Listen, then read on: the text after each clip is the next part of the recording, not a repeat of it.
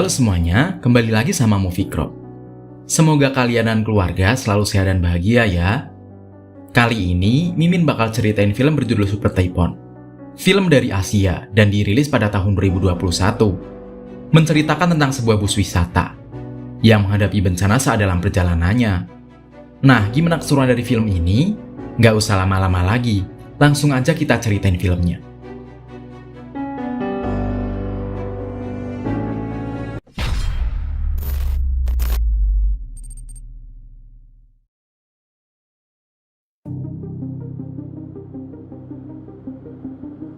Di awal film, kita akan diperlihatkan di seluruh dunia terkena bencana alam yang disebabkan oleh angin topan. Setelah itu, scene berpindah kepada para nelayan di lautan. Di sini mereka mendapatkan ikan yang sudah mati.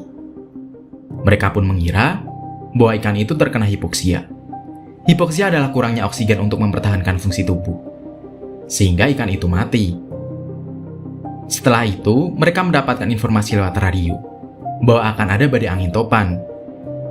Tidak lama kemudian, mereka pun melihat angin topan itu. Di samping itu mereka juga diterjang tsunami yang diakibatkan angin topan itu.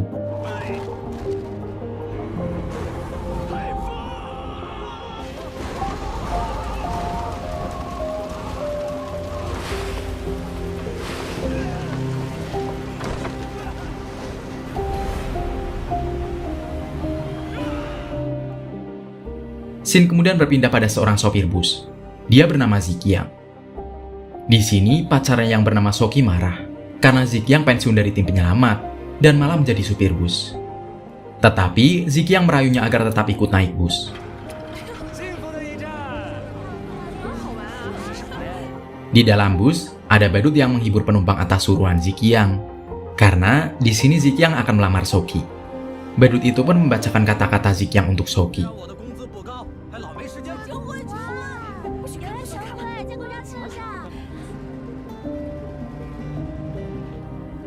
Setelah itu, tiba-tiba badut itu terkejut karena melihat angin topan yang sangat besar. Di samping itu juga sebuah perahu bertabrakan yang mengakibatkan ledakan besar. Ziqiang pun menyuruh penumpang memakai sabuk pengaman, dan Ziqiang melajukan busnya dengan kecepatan yang sangat tinggi agar terhindar dari angin topan itu.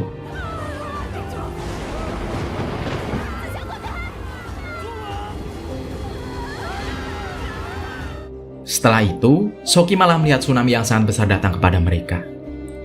Untungnya mereka bisa selamat. Tetapi bencana tidak sampai di situ.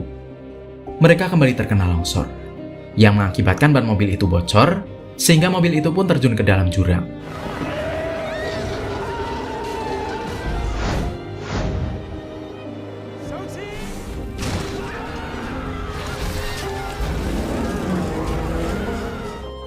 Singkat cerita, Ziqiang sadar. Dan ketika itu, Ziqiang melihat penumpang semuanya pingsan. Dia pun mencoba untuk melihat sekitar bus itu. Dan alangkah terkejutnya dia, ternyata bus itu nyangkut di atas batu. Dan jika tidak seimbang, bisa saja bus itu jatuh ke jurang yang lebih dalam. Tidak lama kemudian Soki sadar dan menanyakan kita ada di mana. Ziqiang pun menjelaskan bahwa mereka berada di tebing. Suasana pun semakin panik ketika semua penumpang sudah sadar. Ziqiang kemudian menyuruh mereka agar tenang dan jangan bergerak. Karena jika bergerak sedikit saja mereka akan jatuh.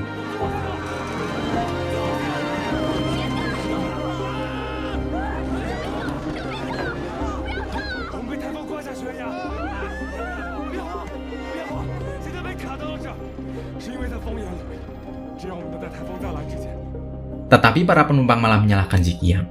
Sehingga Soki membela Ziqiang dan mengatakan bahwa dia bukan sopir gadungan. Dia adalah seorang tim penyelamat yang handal. Demi menolong orang lain, lengannya dipaku 7 paku. Sehingga, akhirnya sekarang dia menjadi supir bus.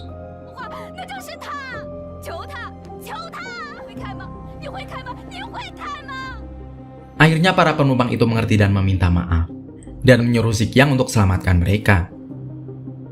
Ziqiang punya rencana untuk membuat tali dan memasang ke atas tebing sendirian.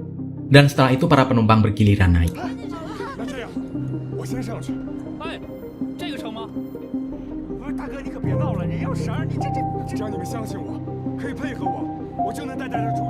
Menggunakan tambang atau tali yang dibawa, Ziqiang naik ke atas. Di saat seperti ini para penumpang malah ribut, karena semua ingin naik giliran pertama. Dan rela memberikan uang yang mereka miliki. Tetapi di saat seperti ini, uang atau harta benda lainnya tidak berguna atau berharga. Karena yang lebih berharga adalah nyawa. Sehingga semua orang pun tidak mau disogok dengan uang.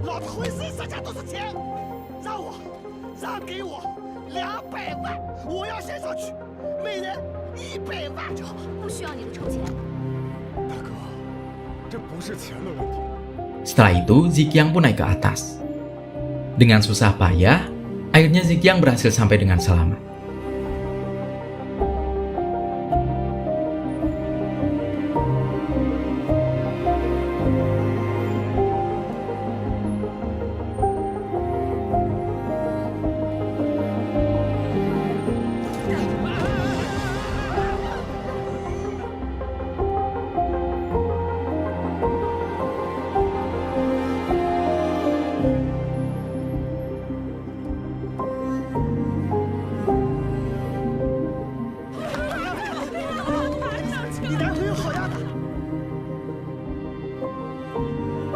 Setelah talinya diulurkan ke bawah, ternyata tidak cukup.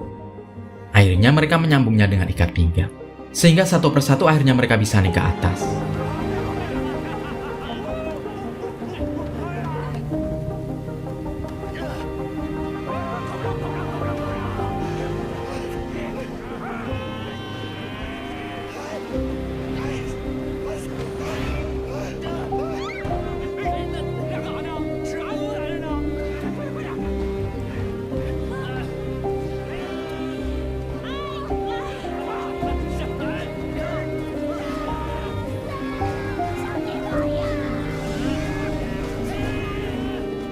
Tidak lama kemudian, suhu di sekitar situ berubah menjadi panas.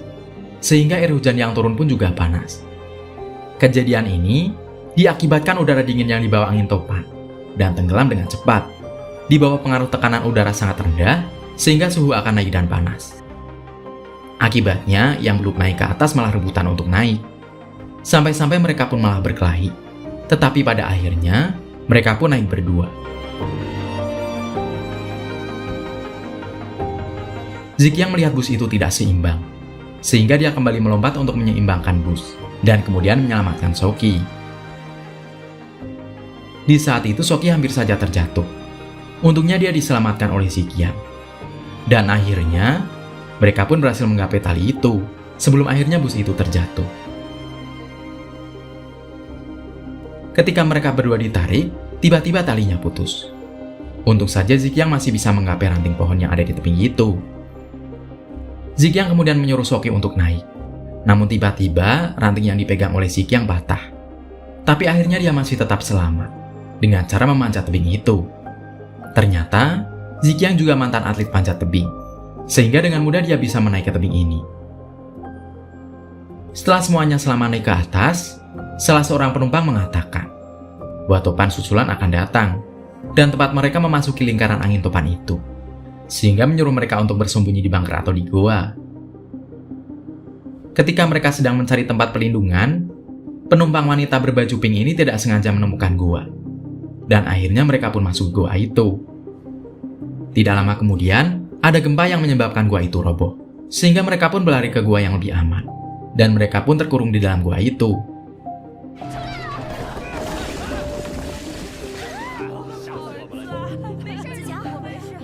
Ziqiang yang mantan anggota tim SAR menjelaskan bahwa kita tidak mampu memindahkan batu yang beratnya 10 ton itu.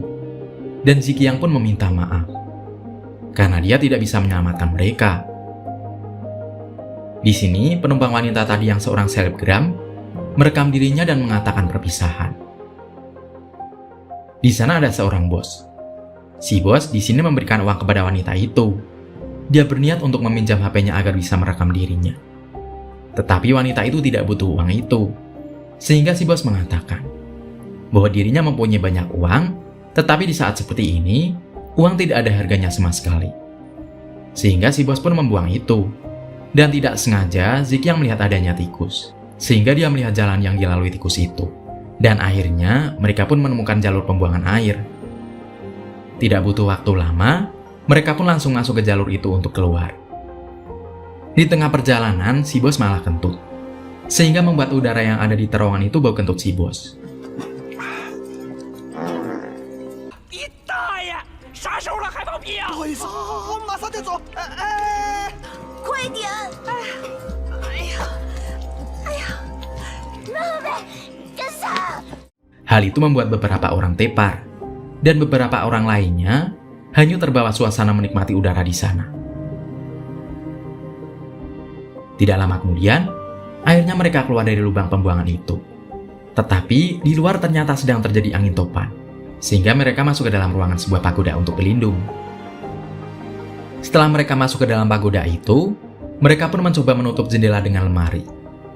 Tetapi karena angin topan yang sangat kencang, membuat kaca ruangan itu pecah dan atapnya terbawa angin, sehingga mereka mencoba berlindung di bawah meja. Dalam kondisi seperti ini, si badut malah menginginkan kuenya di bawah. Zikyang pun akhirnya mencoba membawanya, tetapi tiba-tiba dia tertimpa reruntuhan dan pingsan. Akhirnya Sioki mencoba mengangkat reruntuhan itu, tetapi sangat berat. Hingga akhirnya semuanya mengangkat reruntuhan itu dan mencoba membangunkan Zikyang.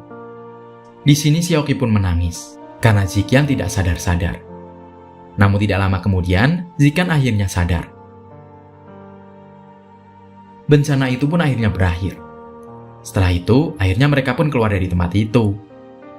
Di sini, si badut malah sedih memikirkan kuenya yang rusak.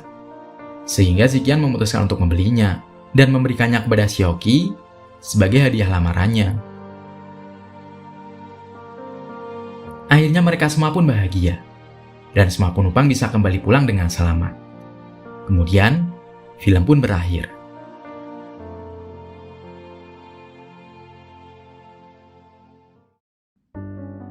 Jika kalian mencintai seseorang, perjuangkanlah hingga akhir. Yakinlah, jika dia adalah jodoh yang dikirimkan Tuhan untukmu. Perkara hasilnya itu jodohmu atau bukan, abaikan terlebih dahulu.